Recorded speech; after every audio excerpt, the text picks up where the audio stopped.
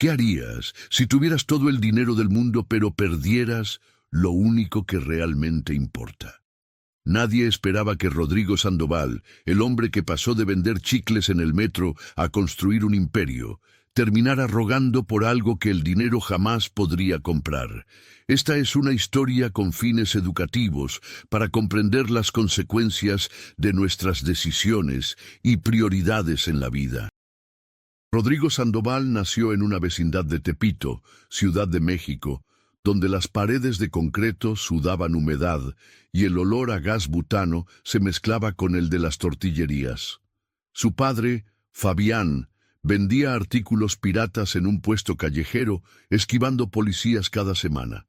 Su madre, Cecilia, planchaba ropa ajena en un cuarto que servía de cocina, sala y dormitorio para 6 personas.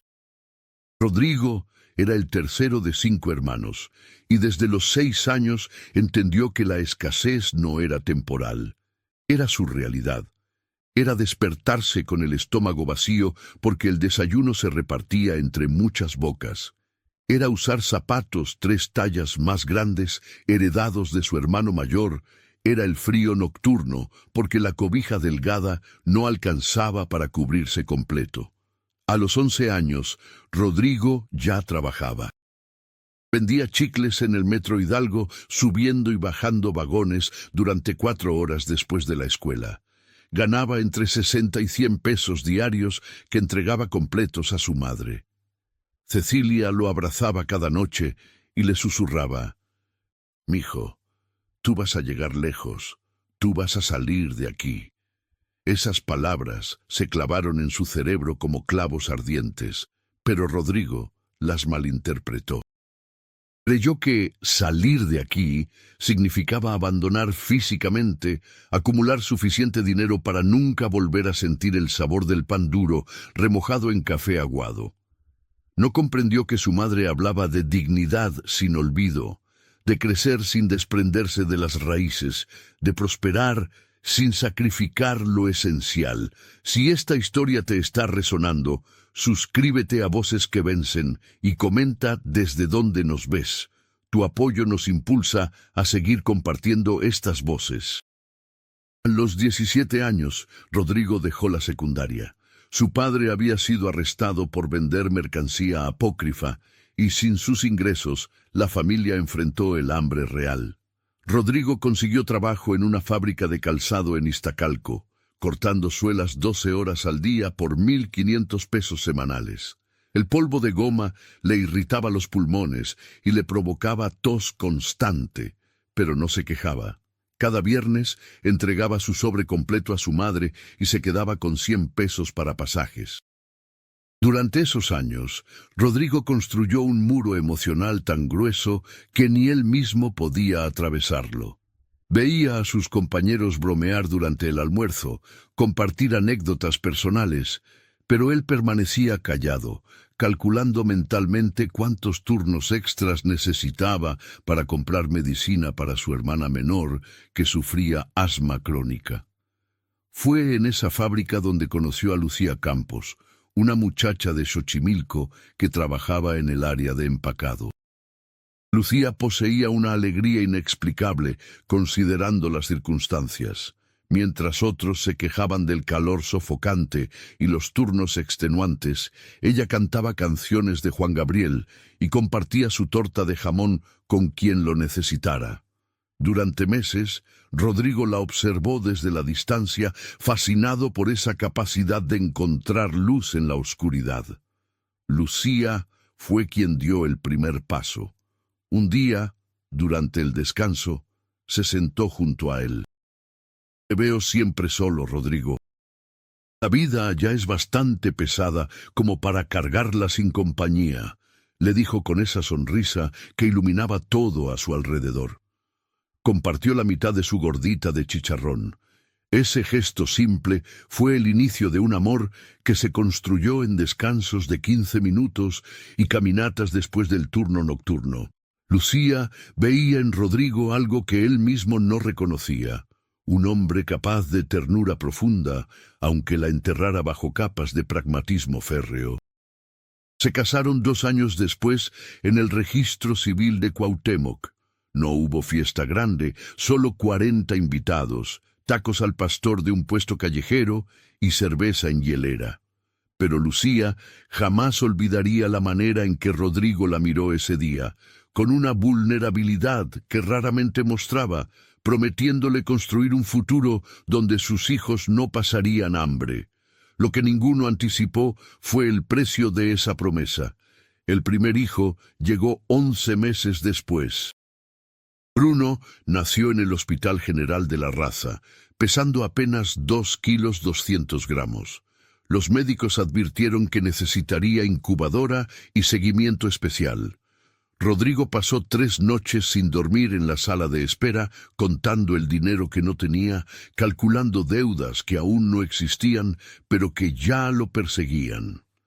Cuando finalmente pudieron llevar a Bruno a casa, una vecindad de 2 cuartos en la Doctores, Rodrigo tomó una decisión. Necesitaba más dinero, mucho más. La fábrica de calzado no era suficiente. Comenzó a trabajar turnos triples, llegando solo para dormir 3 horas antes de volver a salir. Lucía le suplicaba que descansara, pero él respondía siempre igual. Esto es temporal. Pronto estaremos mejor. Rodrigo tenía 23 años cuando un vecino, Héctor Beltrán, le habló sobre una oportunidad. Héctor trabajaba en una empresa de mensajería que necesitaba personal responsable para rutas nocturnas. Están buscando gente que no le tenga miedo al trabajo pesado, Rodrigo. Tú eres el más cabrón que conozco. Te recomiendo, le dijo. Rodrigo aceptó inmediatamente. El nuevo empleo implicaba entregar paquetes en zonas peligrosas de la ciudad, de 11 de la noche a 7 de la mañana. El sueldo era el doble, pero también significaba que vería aún menos a Bruno, quien empezaba a gatear, y a Lucía, quien comenzaba a sentir el peso de criar sola. Fue en esas entregas nocturnas donde Rodrigo comprendió que existía otro México. Mientras entregaba paquetes en residencias de Las Lomas y Polanco, veía las casas iluminadas, los jardines impecables, los autos de lujo estacionados en cocheras para 3 vehículos. La desigualdad no era abstracta, tenía dirección postal y código postal. Rodrigo no sintió resentimiento, sino algo más peligroso, obsesión implacable. Yo también voy a tener esto, se prometió cada madrugada mientras manejaba su motocicleta destartalada. No se dio cuenta de que estaba confundiendo bienestar con acumulación, amor con provisión material. A los 26 años, Rodrigo había ahorrado suficiente para el enganche de un local comercial en la colonia Buenos Aires. La idea era simple pero arriesgada: abrir una tienda de abarrotes que operara las 24 horas. Lucía estaba embarazada de la segunda hija, Abril, y le rogó que no se arriesgara. «Rodrigo, tenemos suficiente. Bruno está bien. Yo puedo conseguir trabajo de medio tiempo. No necesitas matarte así», le dijo una noche, con la voz quebrada. Pero Rodrigo ya no escuchaba razones. Había cruzado una línea donde la ambición se transforma en escape. Escapaba del niño que vendía chicles, del adolescente que comía frijoles 3 días seguidos, del joven que no pudo pagar un hospital privado para su hijo prematuro. La tienda de abarrotes abrió un lunes gris de marzo. Rodrigo contrató 2 empleados y él mismo cubría turnos nocturnos. Dormía 2 horas diarias, comía de pie detrás del mostrador. Perdió 14 kilos en los primeros 8 meses. Lucía dio a luz a Abril prácticamente sola, acompañada solo por su hermana y una comadrona. Rodrigo llegó al hospital 4 horas después del parto, con los ojos hundidos por el cansancio y oliendo a detergente industrial. Cargó a su hija recién nacida durante 15 minutos antes de que su celular sonara. Un proveedor con un problema urgente. «Perdóname, amor, regreso en 1 hora», le dijo a Lucía mientras salía apresuradamente. No regresó hasta el día siguiente. El negocio prosperó. En año y medio, Rodrigo había abierto 2 tiendas más en colonias populares de Iztapalapa y Gustavo Amadero. A los 29 años, ya era considerado un joven empresario exitoso en su comunidad. La gente lo señalaba. Mira a Rodrigo Sandoval, salió del lodo y ahora tiene 3 negocios. Ese sí le echó ganas de verdad. Lo que no veían era el costo devastador. Bruno, con 6 años, preguntaba constantemente por qué papá nunca iba a sus festivales escolares. Abril, con 3 años, confundía la fotografía enmarcada en la sala con su padre real porque veía más esa imagen que al hombre de carne y hueso. Lucía aguantó con una paciencia que erosionaba su espíritu día tras día. Intentaba mantener unida una familia donde el padre era un fantasma que dejaba dinero sobre la mesa, pero no presencia en la silla. Las conversaciones entre ella y Rodrigo se redujeron a coordinación logística. Bruno necesita uniforme nuevo. Abril tiene fiebre. Se descompuso el refrigerador. Ya no había preguntas sobre sueños compartidos, miedos profundos o esperanzas futuras. El romance había muerto de inanición, reemplazado por transacciones frías y eficientes. Rodrigo creía que estaba cumpliendo su rol de proveedor ejemplar. Cada vez que Lucía intentaba hablar sobre su ausencia, él respondía con números. Acabo de depositar 20,000 pesos. Los niños tienen ropa nueva, juguetes, buena alimentación. ¿Qué más necesitan? Lucía dejó de intentar explicarle que los niños no necesitaban el juguete más caro, necesitaban que alguien jugara con ellos. Si conoces a alguien que necesita esta historia, compártela. Juntos podemos inspirar a más personas. El quiebre comenzó de manera imperceptible. Bruno, con 8 años, dejó de preguntar cuándo vendría papá. En lugar de insistir, se volvió introvertido, pasaba horas dibujando en su cuaderno. Lucía encontró uno de esos dibujos, una casa con 3 figuras, mamá, él y Abril. La silla del comedor estaba vacía. Cuando le preguntó por qué no dibujaba a papá, Bruno respondió con una lógica infantil devastadora. Porque papá no vive aquí. Él vive en sus tiendas. Lucía lloró esa noche sentada en el piso del baño para que los niños no la escucharan. Intentó llamar a Rodrigo, pero él estaba en una junta con inversionistas para expandirse al negocio de lavandería automática. A los 33 años, Rodrigo Sandoval era propietario de 7 establecimientos comerciales. Había contratado gerentes para supervisar operaciones diarias, lo que teóricamente le daría más tiempo libre. Pero en lugar de invertir ese tiempo en su familia, Rodrigo lo utilizó para diversificarse en el negocio de refacciones automotrices. Esta jugada nos va a cambiar la vida completamente, le dijo a Lucía por videollamada, porque ya ni siquiera llegaba a casa para dar noticias importantes. Lucía ya no discutía, solo asentía con un cansancio que Rodrigo interpretaba como apoyo silencioso. La primera gran crisis estalló cuando Bruno cumplió 11 años. El niño había desarrollado problemas graves de conducta en la escuela. Se peleaba con compañeros, desafiaba a maestros, mostraba desinterés total en tareas. El director citó a ambos padres. Rodrigo llegó 50 minutos tarde, interrumpiendo la reunión con disculpas mecánicas y su teléfono vibrando incesantemente en su mano. El director fue brutalmente directo. Bruno no tiene problemas de aprendizaje, tiene hambre de atención. Está pidiendo ayuda de la única forma que sabe, portándose mal para que alguien lo note. Rodrigo se defendió. Mi hijo tiene todo lo que yo nunca tuve. Ropa de marca, tableta electrónica, va a escuela privada bilingüe, no le falta nada. El director suspiró profundamente. Señor Sandoval, su hijo no necesita una tableta más cara. Necesita que usted asista a su partido de básquetbol, que revise su tarea, que cene con él sin revisar su teléfono. Esa noche, Rodrigo prometió cambiar. «Voy a organizarme mejor, lo juro por Dios», le dijo a Lucía. Ella lo miró con ojos que ya no reflejaban esperanza, solo resignación profunda. «Llevas 11 años diciendo exactamente lo mismo, Rodrigo. Los niños ya crecieron sin ti. No sé si todavía hay tiempo o ya lo perdiste todo». Rodrigo sintió como si le hubieran dado un puñetazo en el plexo solar, pero su reacción fue defensiva. «¿Perdí todo? ¿Vivir en esta casa de 3 recámaras que yo compré? ¿Manejar una camioneta nueva? Que los niños vayan a la mejor escuela de la zona. ¿Eso es perder?». Lucía simplemente negó con la cabeza. «Todavía no entiendes nada, y creo que nunca lo vas a entender». Durante los siguientes 2 años, Rodrigo intentó acercamientos esporádicos con sus hijos.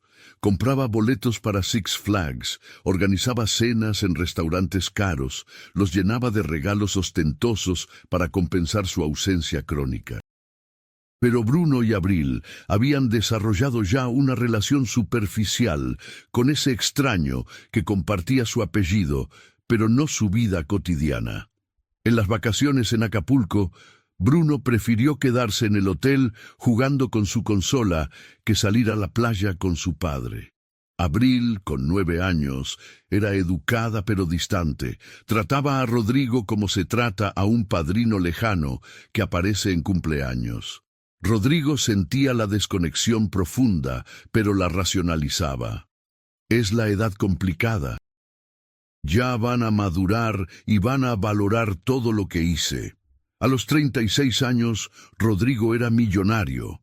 Había vendido 5 de sus negocios a una cadena regional por una suma considerable y diversificado en bienes raíces, comprando locales comerciales en zonas estratégicas para renta. Su cuenta bancaria tenía más ceros de los que su yo adolescente vendiendo chicles habría podido imaginar. Podía comprar todo lo que su niñez miserable le negó. Pero en su casa amplia de Coyoacán, con muebles italianos y tecnología de última generación, reinaba un silencio funeral. Lucía había dejado de compartir la habitación principal hacía meses.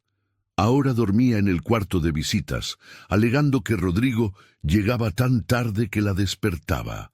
Bruno, con 13 años, se comunicaba con su padre exclusivamente por monosílabos y mensajes de texto fríos. Abril era más diplomática, pero sus conversaciones eran superficiales. Nunca tocaban temas que importaran realmente. El colapso final llegó un jueves por la tarde. Lucía pidió hablar con Rodrigo sin interrupciones de ningún tipo. Se sentaron en la sala, frente a frente, como 2 extraños en una sala de espera médica. Lucía sacó documentos de su bolsa. «Quiero el divorcio, Rodrigo». Las palabras cayeron como martillazos. Rodrigo sintió que el mundo giraba. «¿Qué? ¿Por qué? ¿Hay otro hombre?». Lucía negó con la cabeza calmada. «No hay nadie más, pero tampoco estás tú.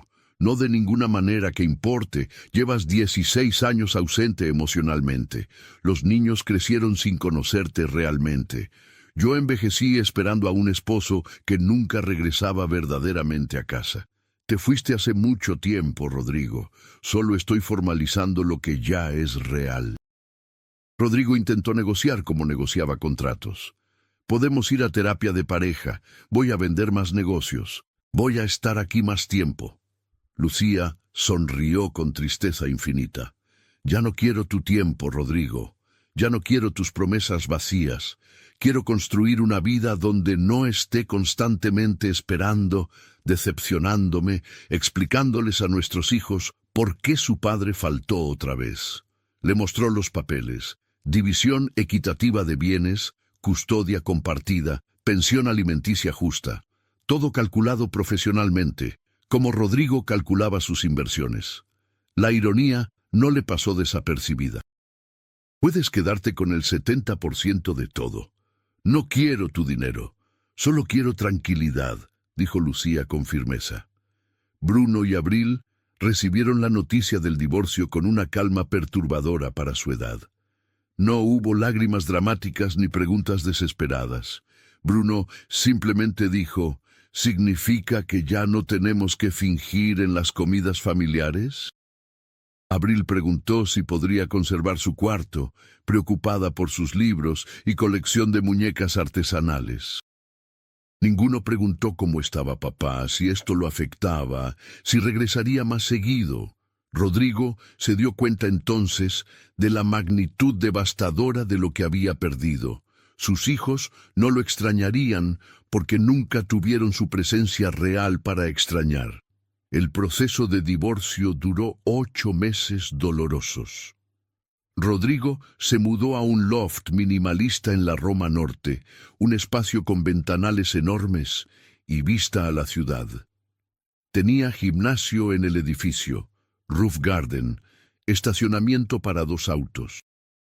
Era exactamente el tipo de lugar que el Rodrigo adolescente habría considerado el paraíso, pero el Rodrigo de 37 años lo sentía como una celda de lujo. Los fines de semana que le correspondía tener a los niños eran ejercicios tortuosos de incomodidad mutua. Bruno llegaba con audífonos puestos, encerrándose inmediatamente en la habitación de huéspedes. Abril era más considerada, pero Rodrigo notaba cómo cada domingo revisaba ansiosamente su teléfono, esperando el momento de volver con mamá. Rodrigo intentó comprar su camino de regreso al afecto de sus hijos. Le compró a Bruno la computadora gaming más potente del mercado, una bicicleta profesional de montaña, ropa de las marcas que usaban los influencers que seguía. Para Abril, contrató clases de piano con un maestro reconocido. Le renovó completamente su habitación con muebles diseñados especialmente. Los niños aceptaban los regalos educadamente, como se acepta un obsequio de un conocido, nunca de un padre. Un sábado, después de que Bruno apenas probara la cena que Rodrigo había cocinado con esfuerzo genuino, el hombre de 37 años se quebró completamente. ¿Qué quieres de mí? Por favor, dime qué tengo que hacer. Bruno lo miró con ojos que parecían de alguien mucho mayor de 13 años. Ya no quiero nada de ti, papá. Es demasiado tarde. Esas 6 palabras destruyeron algo en Rodrigo que ni siquiera sabía que aún existía intacto. Esa noche, después de llevar a los niños de regreso con su madre, se sentó en su loft vacío y lloró por primera vez en 22 años. Lloró por el padre que nunca fue, por los momentos irrecuperables que nunca viviría, por las primeras palabras de Bruno que no escuchó, por los recitales de Abril donde su asiento quedó vacío año tras año, por la esposa que lo amó hasta que se agotó de amar en soledad. Lloró hasta que no quedaron lágrimas, solo un vacío abismal que ningún estado de cuenta bancario podía llenar. La transformación de Rodrigo no fue instantánea ni mágica como en las películas. Fue lenta, dolorosa, llena de retrocesos frustrantes y pequeños avances. Comenzó asistiendo a terapia psicológica, algo que consideraba para gente débil que no puede sola. El terapeuta, Dr. Raúl Figueroa, no le dio consuelo fácil. Fue brutalmente honesto. Usted confundió amor con provisión económica. Creyó que darles una vida mejor significaba darles cosas materiales mejores, pero los niños no necesitan cosas, señor Sandoval. Necesitan presencia consistente, tiempo de calidad, atención genuina sin distracciones.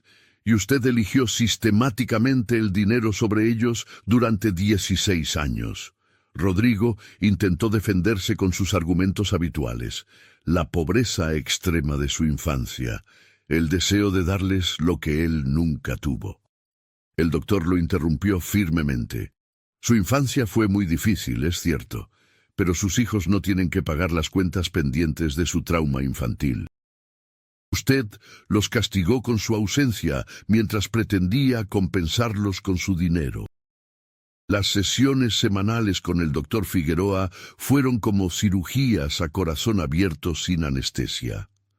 Rodrigo tuvo que enfrentar verdades devastadoras, que usó el trabajo obsesivo como escape de la intimidad emocional que no sabía manejar, que el éxito financiero se convirtió en su única medida de valor como persona, que sacrificó a su familia entera en el altar de una ambición cuyo origen ya ni recordaba. ¿Para quién construyó este imperio comercial, señor Sandoval?, le preguntó el doctor una tarde lluviosa. Rodrigo tardó 7 minutos completos en responder. «Para mi familia», dijo finalmente con voz quebrada. «¿De verdad? Porque su familia no tiene su imperio. Tienen a un hombre rico pero ausente. Eso era realmente lo que quería construir para ellos». Rodrigo comenzó a asistir religiosamente a las juntas escolares de sus hijos, aunque Bruno le dejó muy claro que no esperaba verlo ahí. Llegó puntual al Festival de Día de las Madres, donde Abril bailó un jarabe tapatío, un baile que había estado practicando durante 2 meses sin que su padre supiera. Después de la presentación, Abril corrió hacia Lucía, emocionada y radiante. Luego volteó, vio a Rodrigo parado incómodamente a un lado y lo saludó con la mano antes de volver rápidamente con su madre.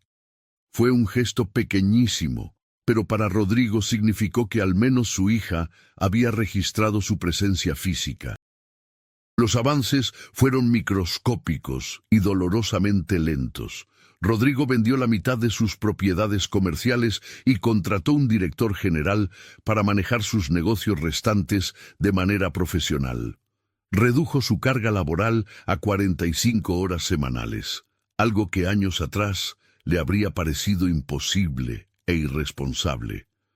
Con el tiempo libre recién descubierto, intentó acercarse a sus hijos no con regalos caros, sino con experiencias simples y genuinas.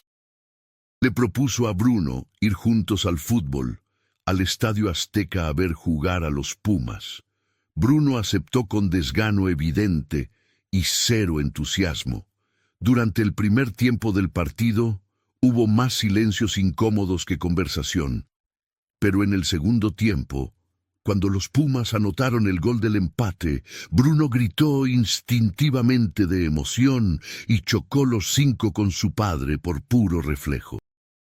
Fue apenas un segundo de conexión auténtica que le dio a Rodrigo más satisfacción profunda que cualquier negocio millonario cerrado. Con Abril, Rodrigo descubrió algo que lo avergonzó profundamente. Su hija adoraba la música clásica y tocaba piano desde hace 3 años, algo que él nunca supo en 12 años de vida de ella. Le propuso llevarla a un concierto de la Orquesta Sinfónica Nacional en Bellas Artes. Abril aceptó, más por buena educación que por entusiasmo real. Pero mientras escuchaban a Beethoven en esa sala majestuosa, algo cambió sutilmente. Rodrigo, que siempre creyó que la música clásica era aburrida y para gente pretenciosa, vio cómo los ojos de su hija brillaban intensamente ante cada movimiento. Ella le explicaba en susurros las diferentes secciones de la orquesta, los instrumentos, las emociones expresadas en cada movimiento sinfónico. Rodrigo la escuchó, realmente escuchó sin distraerse, por primera vez en años. Al final del concierto, Abril le dijo tímidamente: «Fue bonito, papá. Podríamos venir otra vez si quieres». Rodrigo sintió que esas 8 palabras valían infinitamente más que todos sus millones acumulados. Pero la relación con Lucía era un capítulo definitivamente cerrado. Rodrigo intentó disculparse múltiples veces de maneras cada vez más elaboradas. «Sé perfectamente que no fui el esposo que merecías», le dijo una tarde cuando pasó a dejar a los niños. Lucía lo miró con una mezcla extraña de compasión y cansancio terminal. «Rodrigo, ya no estoy enojada contigo, estoy en paz con todo. Ambos tomamos decisiones, los niños son lo único que importa ahora».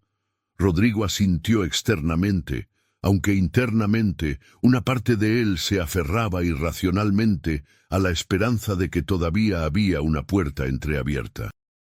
Esa esperanza se pulverizó cuando, 8 meses después del divorcio, Lucía le presentó formalmente a Gerardo Rojas, un ingeniero ambiental viudo con una hija adolescente. Es importante que los niños lo conozcan bien, porque vamos a mudarnos juntos el próximo mes, le dijo Lucía con firmeza pero sin crueldad innecesaria. Rodrigo sintió celos devastadores que lo consumían por dentro. No exactamente por Lucía específicamente, sino por lo que Gerardo representaba simbólicamente. Un hombre que sabía estar presente emocionalmente, que priorizaba relaciones humanas sobre cuentas bancarias, que entendía intuitivamente que el tiempo compartido era el verdadero lujo invaluable. Bruno y Abril hablaban de Gerardo con una calidez natural que nunca usaban con su padre biológico. Gerardo me ayudó con mi proyecto de robótica. Gerardo me llevó al bosque de Chapultepec y remamos en las trajineras toda la tarde. Cada mención casual era una puñalada que le recordaba brutalmente a Rodrigo todo lo que nunca hizo, todas las experiencias simples que consideró pérdidas de tiempo. El doctor Figueroa le advirtió seriamente sobre convertir esos celos en combustible para resentimiento tóxico. Gerardo no es su enemigo ni su competencia. Es, irónicamente, un espejo cruel de lo que usted pudo haber sido si hubiera elegido diferente. En lugar de resentirlo, debería aprender humildemente de él. Rodrigo tuvo que tragarse su orgullo masivo y reconocer honestamente que Gerardo era genuinamente buena persona. Trataba a Bruno y Abril con paciencia auténtica y cariño real. No intentaba para nada reemplazar a Rodrigo, simplemente llenaba espacios emocionales que Rodrigo había dejado vacíos durante 16 años consecutivos. La prueba de fuego más difícil llegó en el cumpleaños 13 de abril. Lucía organizó una fiesta en su nueva casa, la que ahora compartía con Gerardo. Rodrigo fue invitado, una cortesía que Lucía extendió por el bien de los niños. Llegar a esa casa y ver a su exesposa genuinamente feliz, riendo de forma relajada con un hombre que claramente la valoraba y respetaba, fue una de las experiencias más humillantes y dolorosas de su vida. Pero se quedó, sonrió en las fotografías familiares, cantó las mañanitas con todos y vio cómo Abril soplaba las 13 velas rodeada de amigos, primos, su madre, Gerardo, y al final, tímidamente, lo buscó con la mirada entre la gente. «Gracias por venir, papá», le dijo después con sinceridad. Ese agradecimiento simple, que en otras circunstancias sería completamente normal, para Rodrigo fue un regalo invaluable que atesoró profundamente. A los 39 años, Rodrigo Sandoval tenía considerablemente menos dinero que 3 años atrás, pero paradójicamente se sentía infinitamente más rico en lo que realmente importaba. Había aprendido dolorosamente a medir riqueza verdadera en conversaciones significativas sin interrupciones, en presencias completas, no fragmentadas por teléfonos celulares, en conocer genuinamente y profundamente a sus hijos como personas reales. Bruno empezó a abrirse gradualmente, dejando entrar a su padre en pequeñas dosis, durante un fin de semana, mientras cocinaban juntos chilaquiles, algo que Rodrigo literalmente nunca había hecho en su vida adulta. El muchacho le preguntó directamente, «¿Por qué nunca estabas antes con nosotros?» Rodrigo no mintió ni se justificó con excusas elaboradas. «Porque fui cobarde emocionalmente, porque crecí en pobreza extrema y convertí el escapar de esa pobreza en mi única razón obsesiva de existir. Pensé equivocadamente que ser buen padre significaba exclusivamente proveer dinero abundante. Me equivoqué profunda y dolorosamente, Bruno. Me equivoqué y ahora estoy pagando las consecuencias justas de mis decisiones». Bruno procesó esas palabras crudamente honestas en silencio prolongado. Luego dijo algo que Rodrigo nunca en su vida olvidaría. «Al menos ahora sí estás aquí presente. No arregla todo el pasado perdido, pero algo cuenta. Esa noche, por primera vez en años interminables, padre e hijo vieron una película completa juntos en el sofá del departamento. No hablaron demasiado, pero estuvieron presentes física y emocionalmente. Y eso, Rodrigo comprendió finalmente, era absolutamente todo lo que importaba. Hoy, 4 años después del divorcio definitivo, Rodrigo Sandoval ya no es el empresario obsesivo que fue durante décadas. Maneja solo 2 negocios pequeños en lugar de 8 enormes. Tiene un departamento modesto en lugar de un loft ostentoso. Y su cuenta bancaria es una fracción pequeña de lo que alguna vez fue. Pero asiste religiosamente a todos los eventos escolares de sus hijos, cocina con ellos los fines de semana que le corresponden legalmente, conoce a sus amigos por nombre y apellido, sabe exactamente qué materias les apasionan y cuáles les cuestan trabajo. Bruno, ahora con 16 años, lo invitó voluntariamente y por iniciativa propia a su torneo interescolar de básquetbol. Abril le pide consejos sobre sus composiciones musicales, aunque Rodrigo no entiende absolutamente nada de teoría musical, pero escucha con genuino interés paternal. La relación con Lucía nunca volvió a ser romántica ni remotamente cercana a eso, pero sí evolucionó gradualmente hacia un respeto mutuo funcional. Ella reconoce públicamente el esfuerzo real y consistente que Rodrigo hace por cambiar genuinamente. No borra los 16 años completamente perdidos, le dijo una vez con honestidad, pero al menos les estás dando a los niños un padre presente en su adolescencia crítica. Eso definitivamente vale muchísimo. Rodrigo aprendió penosamente a estar en paz con el hecho innegable de que Lucía realmente es más feliz con Gerardo, que construye su vida plena sin él, que algunos puentes no se reconstruyen jamás, por más que uno lo intente desesperadamente.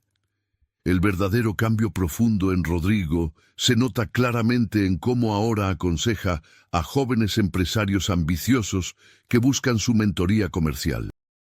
Cuando un muchacho de 26 años le preguntó inocentemente sobre el secreto definitivo del éxito, Rodrigo respondió algo que el Rodrigo de 30 años jamás habría dicho nunca.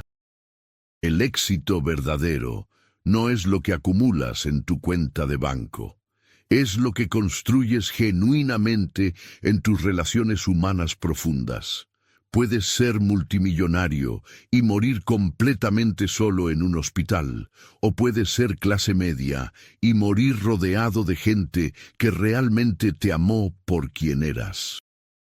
Yo casi cometí el primer error terrible. Por favor, no lo hagas tú. Rodrigo también comenzó un proyecto social que se convirtió en su propósito más significativo y satisfactorio.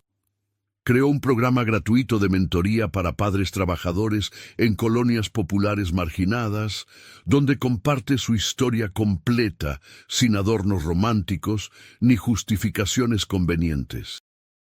Les habla cruda y honestamente sobre el peligro mortal de confundir provisión material con amor auténtico, sobre cómo el trauma infantil de la pobreza puede convertirse peligrosamente en ambición tóxica descontrolada, sobre el costo real devastador del éxito mal entendido y peor aplicado. Muchos lo escuchan con lágrimas corriendo por sus rostros porque se reconocen dolorosamente en su historia. Yo también estoy trabajando 3 turnos diarios para darle mejor vida material a mis hijos, le dijo un hombre en Ecatepec, pero después de escucharte hablar, me pregunto honestamente si mejor vida significa más cosas materiales o simplemente más tiempo de calidad juntos. La última conversación verdaderamente importante que Rodrigo tuvo con Bruno fue hace apenas 2 meses.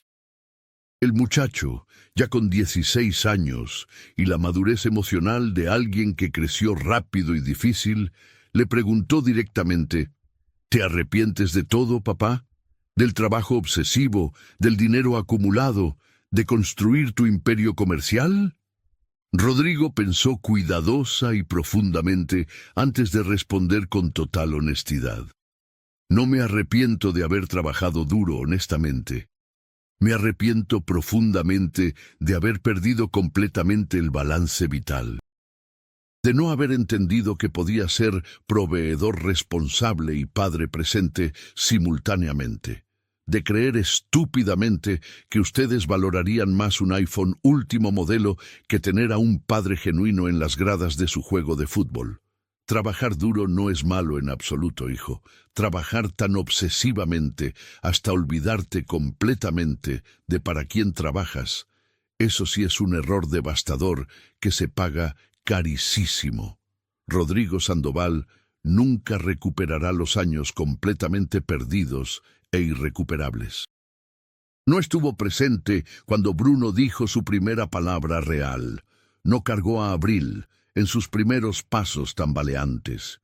No consoló a Lucía en las incontables noches cuando se sentía profundamente sola, a pesar de estar técnicamente casada. No existe cheque lo suficientemente grande para comprar esos momentos perdidos de regreso. Pero lo que sí puede hacer, y lo que hace consistentemente cada día, es estar presente ahora. Es imperfecto todavía, a veces torpemente emocional, pero genuino. Sus hijos no lo llaman el mejor padre del mundo, porque sería objetivamente mentira, pero lo llaman papá, con considerablemente menos distancia emocional que antes, y para Rodrigo Sandoval, eso es literalmente todo lo que necesita. La historia de Rodrigo Sandoval es el recordatorio brutal de una verdad que la sociedad frecuentemente ignora deliberadamente. La riqueza material abundante sin riqueza relacional profunda es simplemente pobreza disfrazada elegantemente con ceros en una cuenta bancaria. Mandó dinero puntualmente durante 16 años completos, pero faltó él como persona. Y cuando finalmente llegó realmente, tuvo que aceptar dolorosamente que algunos daños son permanentes e irreversibles. Algunas distancias emocionales no se cierran completamente jamás, y algunos amores no regresan sin importar cuánto te arrepientas sinceramente. Pero también es la historia esperanzadora de que nunca es absolutamente tarde para cambiar genuinamente, aunque el cambio no revierta mágicamente todas las consecuencias acumuladas. Que reconocer errores, honestamente, no los borra del pasado, pero al menos detiene el sangrado presente. Que los hijos no necesitan padres perfectos imposibles, pero sí necesitan padres presentes consistentemente, y que el mayor éxito que un ser humano puede alcanzar realmente no se mide en propiedades acumuladas, autos lujosos o cuentas bancarias abultadas, sino en las personas que genuinamente extrañarían tu presencia física si desaparecieras mañana. Rodrigo sigue siendo empresario activo. Sigue ganando dinero suficiente, pero ya no trabaja obsesivamente para escapar de su pasado pobre traumático, sino para construir un presente significativo y un futuro digno. La diferencia parece sutilmente pequeña, pero es abismalmente enorme. Una te consume destructivamente hasta dejarte completamente vacío. La otra te llena de propósito real satisfactorio. Cada noche, antes de dormir, Rodrigo mira una fotografía vieja que Lucía le entregó durante uno de sus encuentros civilizados por los niños. Es de un día en Xochimilco, hace 15 años exactos. Él está cargando a Bruno bebé, mientras Lucía, embarazada notablemente de Abril, sonríe radiante. Rodrigo recuerda ese día vagamente. Estaba mentalmente preocupado por llamadas importantes de trabajo que tenía pendientes de hacer urgentemente. Pero en la fotografía se ve feliz, genuinamente presente por una vez rara.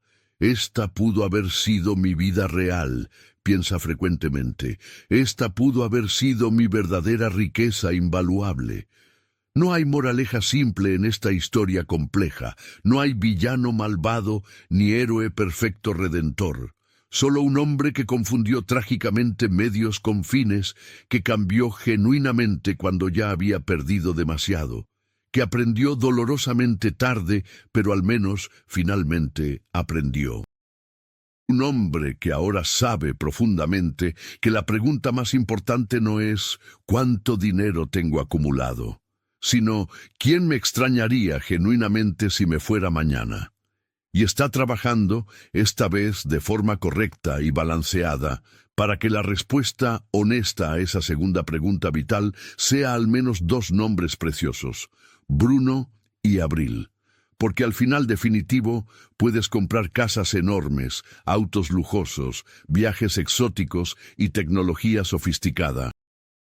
Pero nunca, absolutamente jamás, podrás comprar el brillo auténtico en los ojos de tu hijo cuando te ve llegar inesperadamente a su juego importante, la sensación cálida de la mano de tu hija sosteniendo la tuya sin que se la pidas, o la paz profunda de saber que tu familia te ama genuinamente, no por lo que provees materialmente, sino por quién eres realmente cuando estás presente completamente.